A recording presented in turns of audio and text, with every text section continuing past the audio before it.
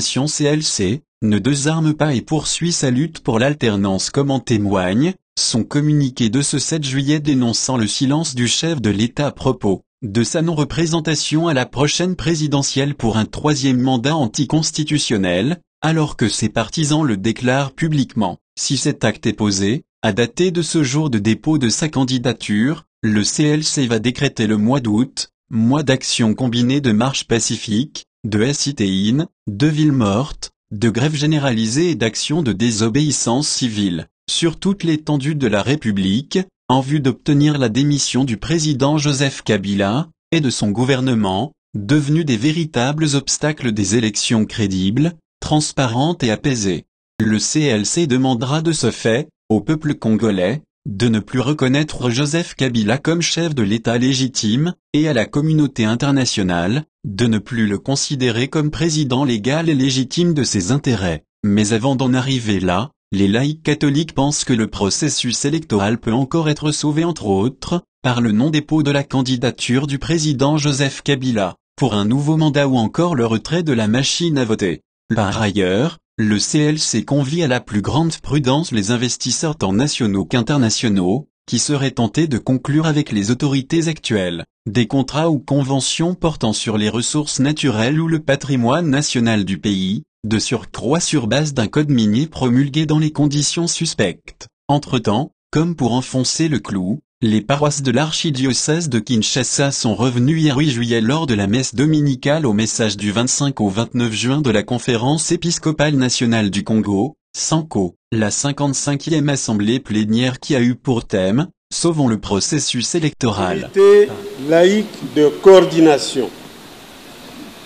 Le peuple congolais revendique haut et fort son droit à des élections crédibles. 1. Puisque le processus électoral en cours ne conduira pas à la paix et à la stabilité du pays et de la région, le travail de la Commission électorale nationale indépendante, 18 mois après la date constitutionnelle des élections, n'ayant abouti qu'à des résultats plus que décevants. Un fichier électoral non fiable avec plus de 6 millions d'inscrits sans empreinte digitale et quelques milliers de cartes d'électeurs vierges disparues, des listes contestées et piégées des partis et regroupements politiques admis à la compétition électorale, l'exclusion plus que suspecte de la présence des experts internationaux, l'imposition aux souverains primaires d'une machine à voter non consensuelle et non prévue par la loi comme mode électoral incontournable. 2.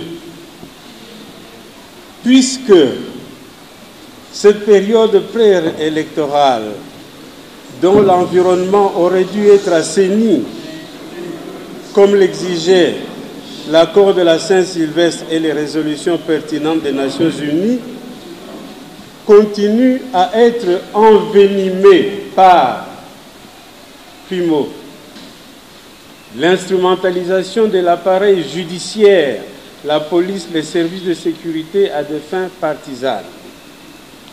Secundo, un climat politique tendu du fait du maintien des opposants et acteurs de la société civile en exil, ainsi que de l'incarcération dans la durée des prisonniers politiques et d'opinion, parmi lesquels des jeunes des mouvements citoyens. Tertio, l'exclusion des Congolais de l'étranger de leurs droits civiques. Quarto, la recrudescence des violences et violations des droits de l'homme et la persistance d'une misère intolérable dans certaines régions du pays, comme au Kasaï, à Ituri et au Nord Kivu. Quinto, le bradage systématique et généralisé du patrimoine national et des ressources naturelles du sol et du sous-sol du pays, considéré comme totalement privatisé. 3. puisque le président Kabila, au pouvoir depuis 2001, élu en 2006, réélu en 2011, en fait d'un mandat depuis 2016, semble se préparer activement à poser sa candidature pour un 3e ou 4e mandat en 2018, compte tenu de son silence sur les déclarations et affiches de ses partisans, le CLC prévient l'opinion que si cet acte est posé de manière effective, le président Kabila aura violé et trahi publiquement son serment constitutionnel. En conséquence, à dater de ce jour du dépôt de sa candidature, le CLC se verra automatiquement dans l'obligation, primo, d'inviter le peuple congolais à ne plus le reconnaître comme chef de l'État légitime et à la communauté internationale de ne plus le considérer comme le représentant légal et légitime de ses intérêts.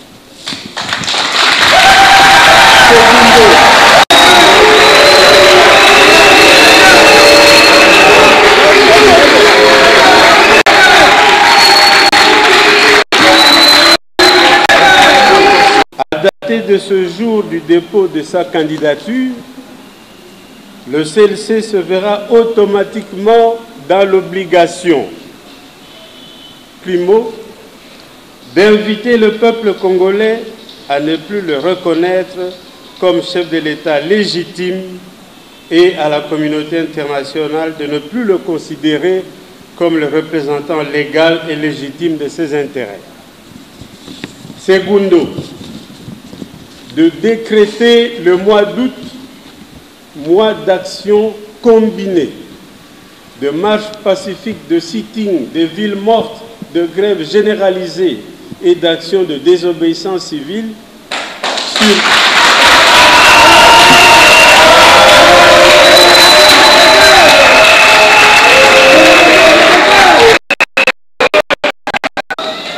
Segundo, de décréter le mois d'août, mois d'action combinée, de marche pacifique, de sit-in, de villes mortes, de grève généralisée et d'action de désobéissance civile sur toute l'étendue de la République en vue d'obtenir la démission du président Joseph Kabila et de son gouvernement devenu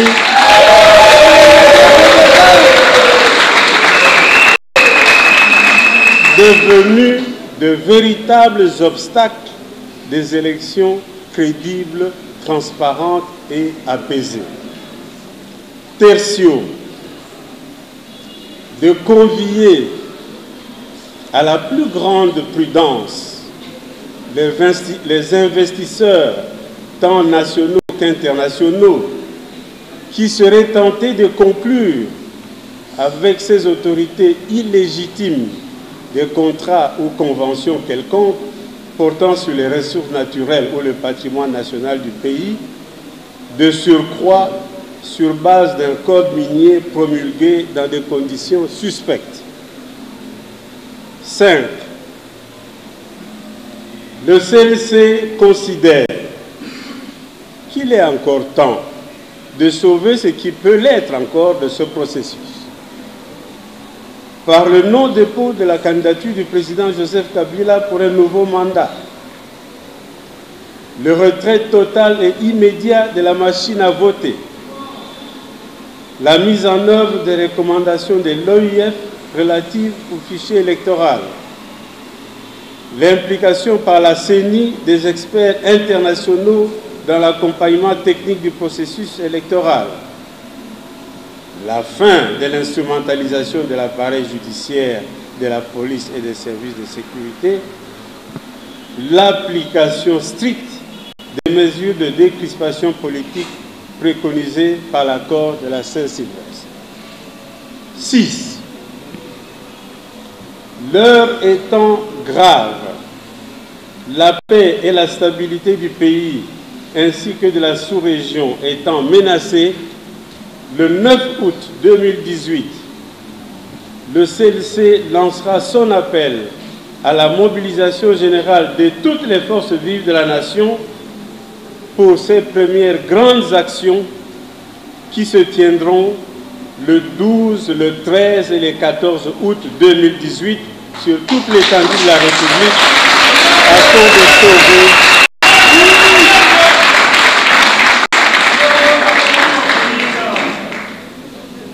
afin de sauver la démocratie en péril. À l'ensemble de notre peuple, le CLC demande de demeurer vigilant, mobilisé et solidaire, chrétiens, croyants et hommes de bonne volonté. Pour sauver la nation, prêtres, pasteurs et imams, travailleurs, fonctionnaires, commerçants, étudiants, chômeurs, chauffeurs de taxi ou de bus, associations des femmes, des jeunes et des sportifs, mouvements citoyens, femmes et hommes politiques et de la société civile, congolais du pays et de la diaspora, plus que jamais, prenons notre destin en main pour créer des conditions de paix véritables dans notre pays et libérer l'avenir pour le bonheur de tous. Car l'heure de la vérité a plus que sonné. Fait à Kinshasa le 7 juillet 2018 pour le comité laïque de coordination, Gertrude Kombe, Franklin Mbokolo, Julien Lukengu, Jonas Chombela, professeur Justin Okana et professeur Isidore Ndaiwen. Je vous remercie. Comité laïque de coordination. Législatif provincial en RDC, les candidats ont 2 jours pour compléter leur dossier. La Commission électorale nationale indépendante, CENI, a clôturé la réception des candidatures pour les législatives provinciales. Cependant, comme convenu avec les partis et regroupements politiques samedi dernier, des facilitations leur ont été accordées pour alléger le processus de constitution et de dépôt de candidature. Ils ont 2 jours supplémentaires pour compléter leur dossier. Ce dimanche 8 juillet, Corneille Nangaa, président de la CENI, a fait le tour de 6 bureaux de réception et de traitement des candidatures, BRTC, de Kinshasa, pour constater la fin des dépôts des candidatures pour la députation provinciale. Pour ceux de ces candidats qui ont les dossiers et qui n'ont pas pu déposer aujourd'hui, ils vont devoir le faire demain ou après-demain moyennant un jeton qu'ils doivent retirer absolument ce soir, dimanche, au niveau des entrées, AT. Il expliquait. Jusqu'à 23h, heure de Kinshasa dimanche, 4534 jetons ont été distribués. Depuis le début des opérations, 5593 formulaires de candidature ont été retirés par les différentes formations politiques et les indépendants, mais seulement 449 dossiers ont été déposés à la CENI, et seulement 383 preuves de paiement de la caution ont été réceptionnées. Le nombre total de sièges pour les députés provinciaux étant de 780 pour l'ensemble du territoire national. Corneille Nangaa insiste sur le respect du calendrier électoral, et évoque déjà l'étape du contentieux électoral. À partir de vendredi, nous aurons fini la période de retrait, à jouer substitution éventuelle. Ceci nous amène à envoyer les dossiers aux cours et tribunaux pour les contentieux des candidatures. Conformément à ce calendrier électoral, le dépôt des candidatures pour la présidentielle et pour les législatives nationales débutera le 25 juillet. Le calendrier électoral ne sera pas modifié. La loi ne sera pas violée, a déclaré dimanche 8 juillet le président de la Commission électorale nationale indépendante, CENI, Corneille Nangaa. Il a fait cette déclaration à la fin de la ronde qu'il a effectuée dans les bureaux de réception et de traitement des candidatures de Kinshasa. Il répondait ainsi à ceux qui lui demandaient de prolonger l'opération des dépôts des candidatures aux législatives provinciales. Nous travaillons pour les élections le 23 décembre. Ce faisant, il y avait de petites préoccupations d'acteurs politiques. La CENI a donné des facilitations qui permettent à ce que cette semaine nous puissions clôturer les réceptions et traitements des candidatures. Et à partir de vendredi, nous aurons fini la période qui part de retrait, à jouer substitution éventuelle. Il appelle également les partis politiques à se préparer pour le dépôt des dossiers aux législatives nationales. Le 25 juillet on se prépare pour le recevoir les candidatures présidentielles et à la députation nationale, a rappelé le président de la CENI. La Commission électorale nationale indépendante avait convoqué l'électorat le 23 juin pour les élections présidentielles, législatives nationales et provinciales du 23 décembre 2018. Corneille Nangaa, suite à l'agenda chargé du chef de l'État, la visite en RDC d'Antonio Guterres et Moussa Faki annulée. João Lourenço, tout comme Nikki Haley, n'arrive pas non plus à rencontrer Joseph Kabila. Annoncée pour aujourd'hui lundi 9 juillet, la visite conjointe du secrétaire général de l'Organisation des Nations Unies, Antonio Guterres et du président de la Commission de l'Union africaine, Moussa Faki, en République démocratique du Congo, a été annulée. Pourtant en janvier dernier, en marge du sommet de l'Union africaine à Addis Abeba, ce projet d'une visite conjointe de l'Union africaine et de l'ONU à Kinshasa a été officiellement soumis aux Congolais. Depuis, on fait face à des dates arrangées puis reportées, a récemment expliqué, contrarié, un diplomate de l'Union africaine. Il a d'abord été question d'une visite en avril, puis en juin et finalement en juillet, de lundi à mercredi de cette semaine.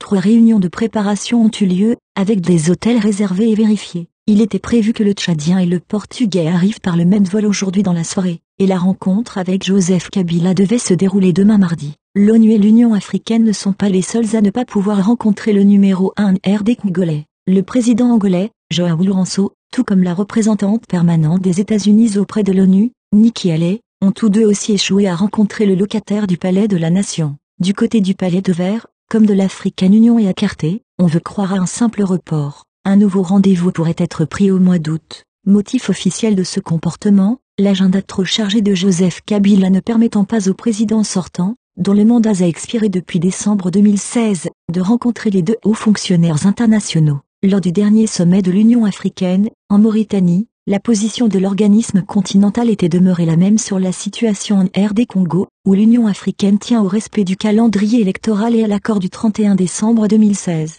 À New York, le secrétaire général des Nations plaide pour la mise en œuvre de l'accord de la Saint-Sylvestre, du centre interdiocésain. Congo Synthèse. La synthèse d'infos de la RDC, l'Afrique et le reste du monde. Une seule adresse. www.congosynthèse.com.